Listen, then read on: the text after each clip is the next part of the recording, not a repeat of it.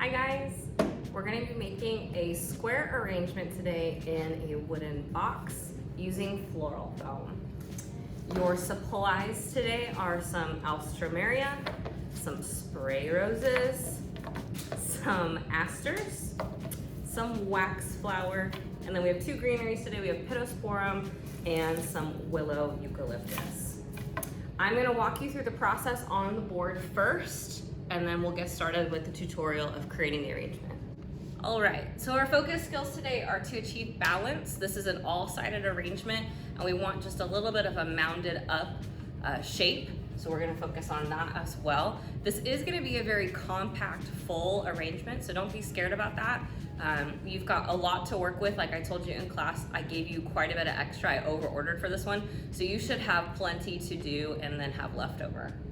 The third focus skill is foam mechanics. Since we're working with floral foam today, there's a couple things I want you to keep in mind. I want you to be able to use it appropriately. In order to achieve the balance and shape, we need to leave some up top, not cutting it flush with the vase. If we cut it flush, everything has to go up and out. It cannot go to the side and it cannot go down. So we need to cut it correctly in order to achieve all of this. The second thing with foam mechanics is that I want to cover it. I don't want to see it. I want to camouflage it. And with as much stuff as we have to work with, there's really no excuse to see the foam. There's, plenty of stuff to cover it up. So making sure we're cutting it correctly and we're covering it up. Today for our drawing, I'm going to do a side view so you can see how I'm positioning things. And then I'm going to do a top view, a bird's eye view, so you can see where I've put specific flowers. And this is what you're starting with. You probably have extra, but this was your minimum counts that I went off of my ordering for. 2 stems of spray rose, 2 aster, and 2 alstro. Those are our main flowers today. So that's what's really creating the shape, if you will. So really rely on those to be the ones that stick out the most. Our wax flower is our filler today. And then our greenery is that eucalyptus and pittosporum, which is mostly staying on the outer edges and drooping down. All right, so let's get started. The first thing you're gonna see me do in the tutorial is start with our spray rose. Out of all the mains, that is the star of the show. And you do have multiple blooms on a stem. They're opening up quite nicely. They take up a lot of space.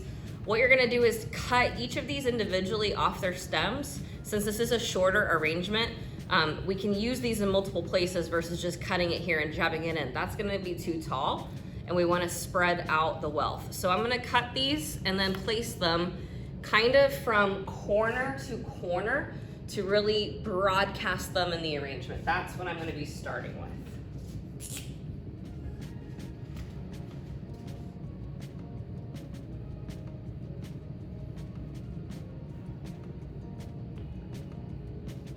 When I'm placing them height-wise, I'm starting my mound with them as well. So I'll have a short, medium, tall throughout the center. The next thing you're gonna see me do in the tutorial is actually skip to greenery and cover our border. I'm gonna use pittosporum because it's the broader one. It fills in more space. This is gonna be my main greenery. We're gonna use eucalyptus willow later in that video just to add texture, but this is gonna do most of the job. You should have 2 stems of it and you should be able to cut off smaller pieces. And what we're gonna do with that is literally I start in the 4 corners, but then I also go and fill in the space in between, so it covers all edges. You don't need a lot of pieces to do that because these are pretty broad, so when you place them, they cover a lot of space. So really, in most cases around an edge, I put 1 in the center, sometimes 2 if they're a little bit smaller, but this is really not that many pieces.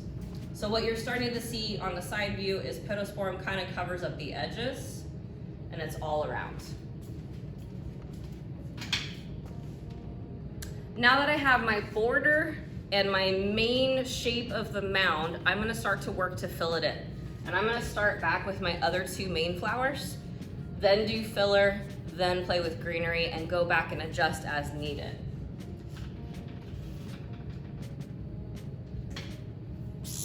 So the next biggest main flower is the alstroemeria. I'm gonna be doing the same thing that I did with the roses. I'm gonna cut each of these individual blooms off because they need to be short anyways, and place them throughout the arrangement. I'm gonna try to start to place them in between roses, but I might also offset them to start filling in the gap space in the rest of the arrangement.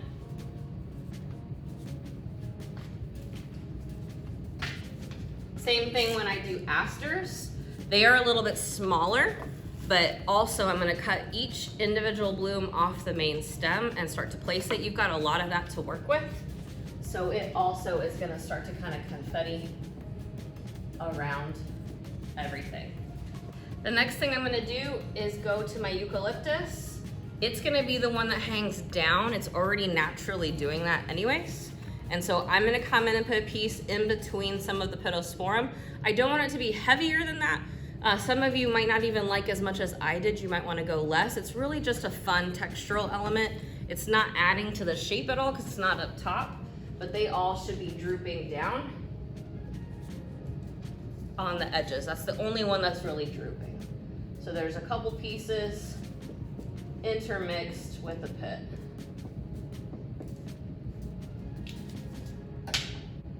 At this point, the only thing left to do is make any adjustments I want to. Maybe I put something too tall or too far out to one side.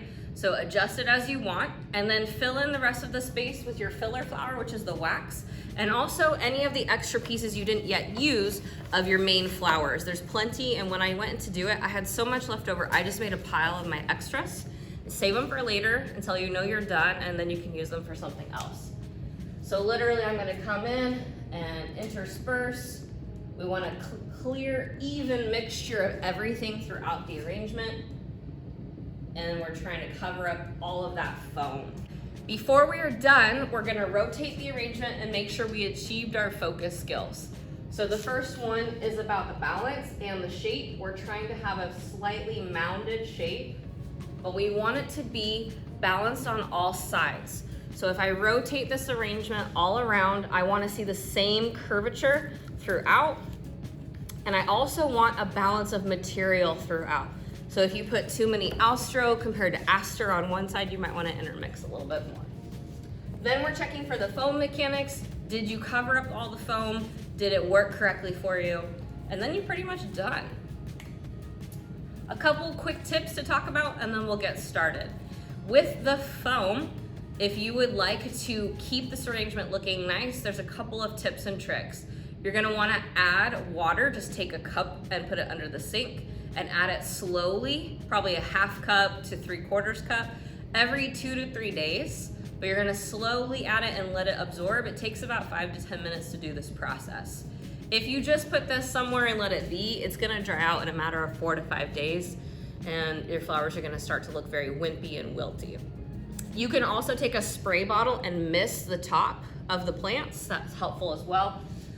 Also keeping it somewhere that is more diluted sunlight and not directly in a window and in a cooler 60, 55 degree area instead of it being in a really hot room.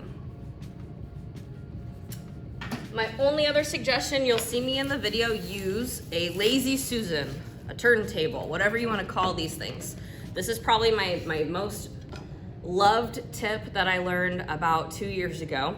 This is something you can get at Walmart, even the dollar store sometimes. I bought mine off Amazon for $5 or $10, I can't remember. It's a one-time investment. Anytime you're doing a round, all-sided arrangement, this is helpful.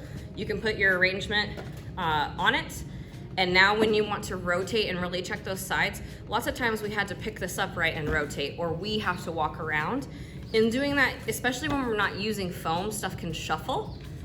So this is a lot easier because you can bring it right to you. I don't have to move, I can keep working quickly. So just a suggestion, obviously I wouldn't go out and buy one just for this arrangement, but if you're into floral design and you plan on doing more and more and more, especially if you're gonna help with somebody's birthday party, baby shower, bridal something, even a quince, if you're gonna do several centerpieces, this is gonna save your bacon. So just think about that.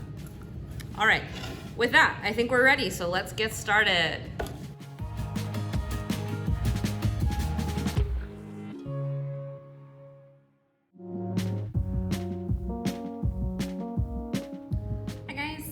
We're gonna go through the process of how to create our wooden square arrangement. We're using floral foam today. There is a liner inside of your container. Leave it there so that it doesn't leak out here. If you're missing your liner, you could put in like plastic wrap or whatever you have. It's not gonna be the end of the world, but I would recommend, at least for the first couple hours, putting this on like a plate. Any leaking that's gonna occur as we push these stems in is gonna be right away. So there's that. So the first thing is to soak our foam, which I've done according to the instructions on the sticker. And now I'm gonna make this fit into our box. What I wanna have it do is not be completely straight and flush with the edge of our container. I want it sticking out about 1 inch or like a thumb. Okay, so that's our first step.